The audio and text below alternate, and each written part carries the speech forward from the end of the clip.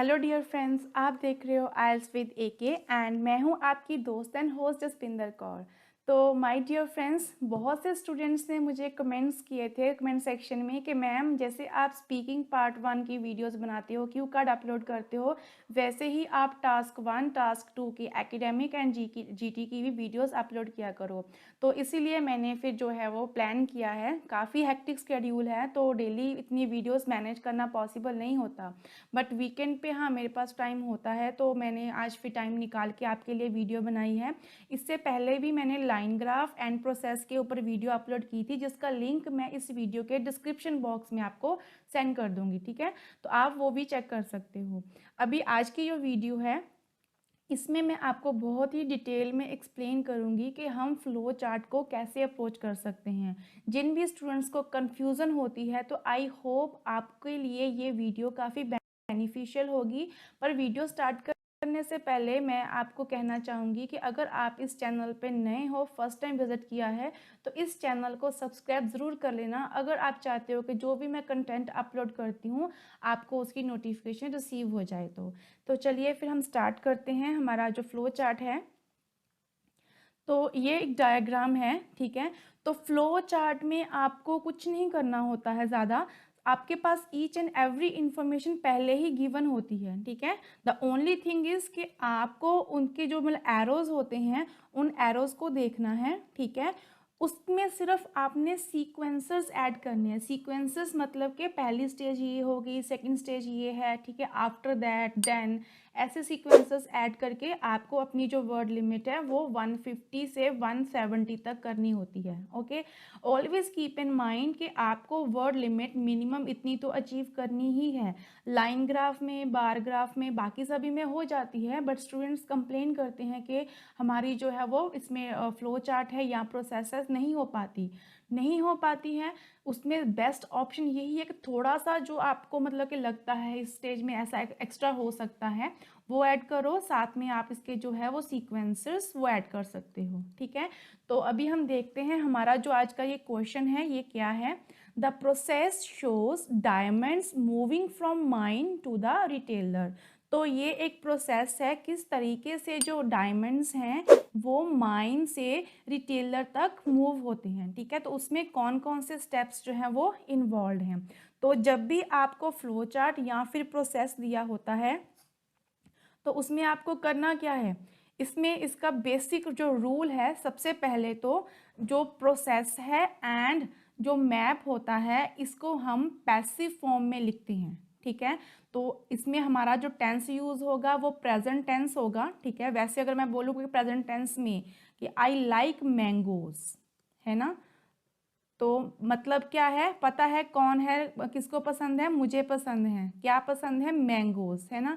तो मेरा मोटिव नहीं है कि मैं अपने बारे में बात करूं, मेरा मेन कंसर्न क्या है, मैंगोज, ठीक है। तो हम क्या बोलते हैं फिर, मैंगोज।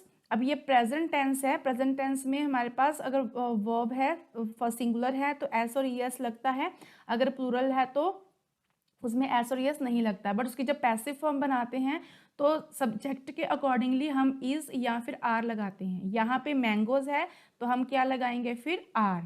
ओके, देन वर्ब की थर्ड फॉर्म लगेगी, आर लाइक्ड, किसके द्वारा, बाय मी, ठीक है। अब जो प्रोसेस है ना, प्रोसेस में तो बहुत सारे पर्सन्स इन्वॉल्व होंगे, है ना। स्टार्टिंग स्टेज में कोई और काम कर रहा है, उसके बाद कोई और काम कर रहा है, तो हमें कोई लेना देना नहीं होता कि उसको कर कौन रहा है, बस यही है कि किसके ऊपर काम हो रहा है ना। तो काम किसके ऊपर हो रहा है, डायमंड्स के ऊपर। तो इसलिए जब हम पैसिव फॉर्म बनाएंगे, हमारा सब्जेक्ट होगा, मतलब कि किसके बारे में, डायमंड है या कुछ भी मिल्क वगैरह जिसके बारे में भी आप बात कर रहे हो, अगर डायमंड्स बोला है तो आर लगेगा, ठीक है। एक की बात कर रहे हो तो फिर इज लगेगा, देन वर्ब की थर्ड फॉर्म। तो किसने काम किया है, मतलब कि बाय वगैरह के बाद का जो भी आप लिखते हो वो हम नहीं लिखते हैं इसमें। आई होप कि आपको यहाँ तक क्लियर हो गया होगा कि फ्लो चार्ट में बेसिक रूल हम क्या फॉलो करते हैं। टेंस होता है present tense, okay, and present tense में भी हम पैसिव वॉइस यूज करेंगे सब्जेक्ट के साथ इज या फिर आर, देन वर्ब की थर्ड फॉर्म, ठीक है। तो अभी हम देखते हैं कि इसको हमने एक्सप्लेन कैसे करना है, कैसे हम इसकी अप्रोच लेंगे। तो सबसे पहले हमारे पास क्या है, पैराफ्रेजिंग। ठीक है, पैराफ्रेजिंग के लिए आप क्या कर सकते हो, like the process shows diamonds moving from mine to the retailer. अब मैंने प्रोसेस के लिए क्या बोल दिया, the given sequential diagram. Okay, तो प्रोसेस के लिए मैंने ये वाले वर्ड्स जो हैं वो इंक्लूड कर लिए। अब शोज हैं तो शोज को मैंने ये क्या यूज़ कर लिया, इलस्ट्रेट्स। ओके, एंड साथ में थोड़े से मैंने वर्ड्स ऐड कर लिए, illustrates the steps involve in the process of. अब यहाँ पे क्या है, your diamonds moving from mine to the retailer, तो मैंने उसको थोड़ा सा और जो है वो लेंथी बना दिया कि steps involve in the process of getting diamonds from a mine, एक खान से, मतलब कि माइन क्या होती है, खान से, to the ones who are selling them. तो माइन से उनके पास जाने में कितने स्टेप्स इन्वॉल्व हैं, जो उनको सेल कर रहे हैं, वो इस डायग्राम के द्वारा एक्सप्लेन किया गया है।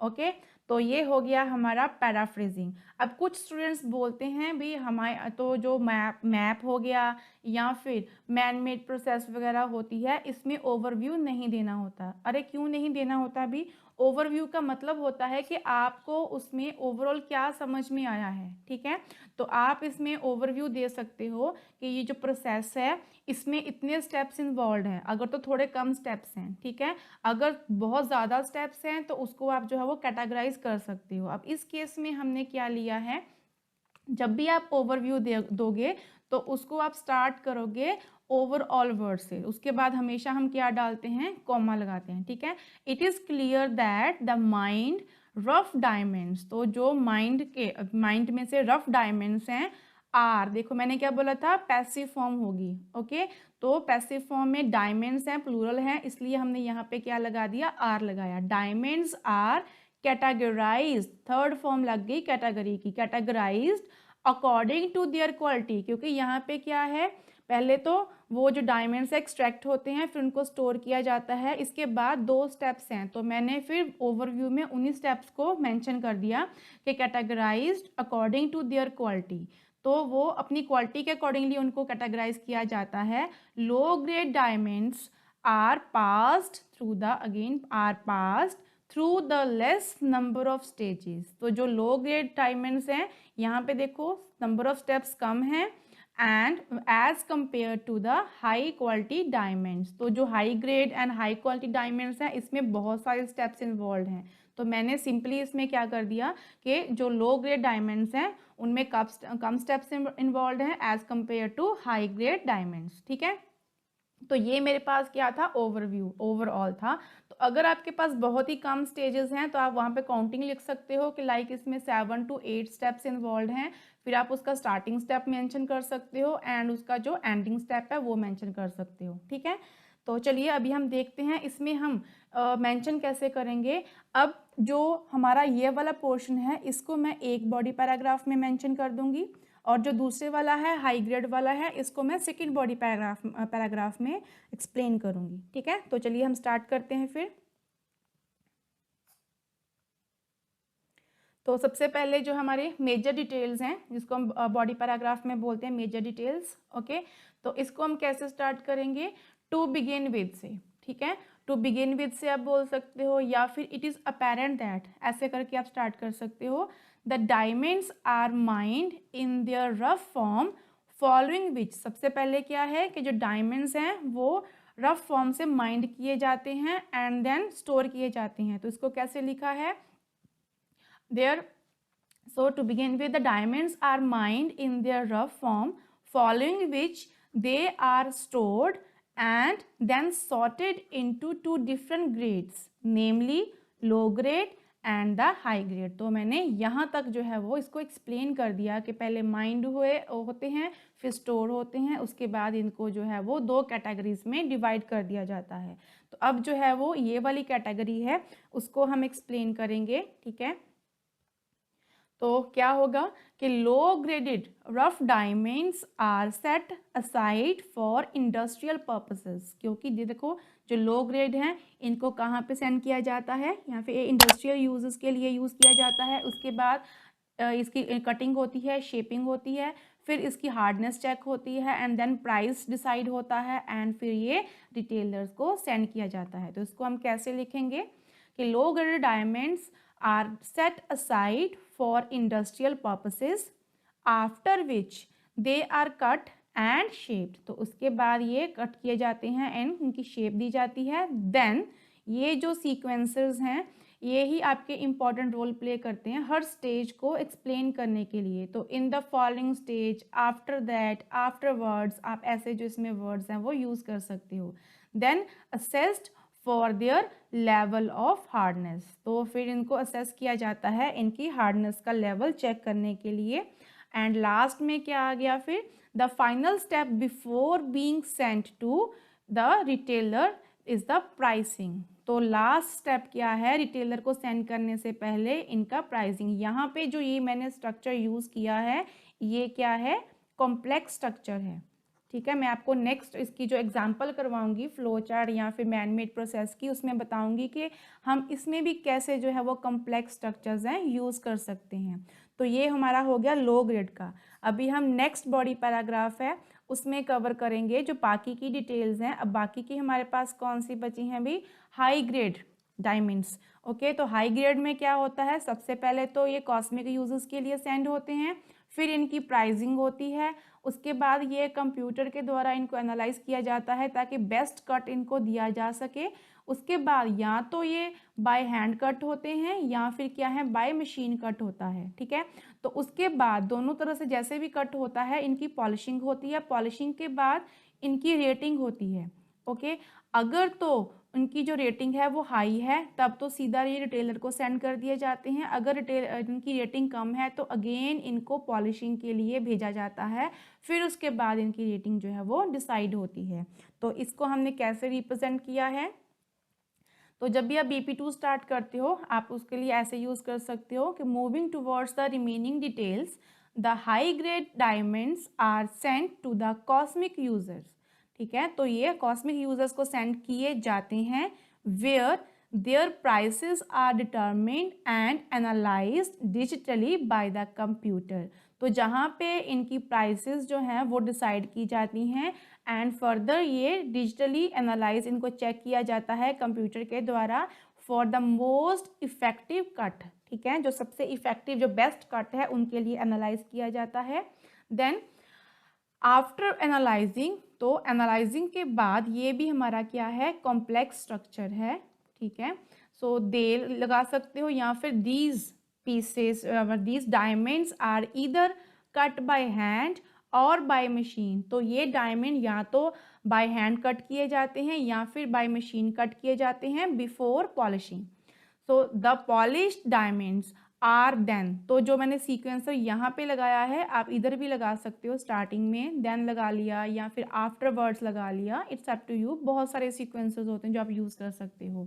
सो the polished diamonds are then rated and the best rated diamonds are send to the retailers. तो इनकी रेटिंग होती है, जो सबसे बेस्ट डायमंड होता है, सबसे बेस्ट इनकी रेटिंग हुई होती है वो सीधा रिटेलर्स को सेंड किए जाते हैं।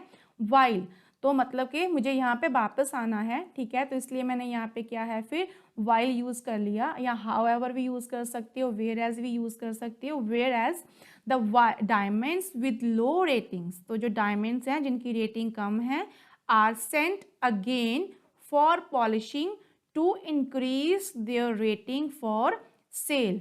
तो जिनकी रेटिंग कम है उनको दोबारा से पॉलिशिंग के लिए भेजा जाता है, उनकी जो मतलब कि सेलिंग है वो इंक्रीज़ करने के लिए। ठीक है, तो ये था हमारा फ्लो चार्ट। अगर आपको इसमें कोई भी कन्फ्यूज़न है, ठीक है, तो आप मुझे कमेंट सेक्शन में बता सकते हो। ठीक है, अगर ये वीडियो अच्छी लगी हो तो आप इस वीडियो को लाइक शेयर ज़रूर करना एंड साथ में ही इस चैनल को सब्सक्राइब करना मत भूलना। ठीक है, तो जब आप सब्सक्राइब करते हो, ठीक है, या फिर अपना पॉजिटिव फीडबैक देते हो तो उससे क्रिएटर को मोटिवेशन होती है। अगर नेगेटिव फीडबैक भी है तो उसको भी मैं पॉजिटिव वे में लूँगी, नेक्स्ट वीडियो में और ज़्यादा उसमें इम्प्रूवमेंट करने की कोशिश करूँगी। तो चलिए फिर मिलते हैं हमारी नेक्स्ट वीडियो में। Till then stay safe, stay at home, bye bye.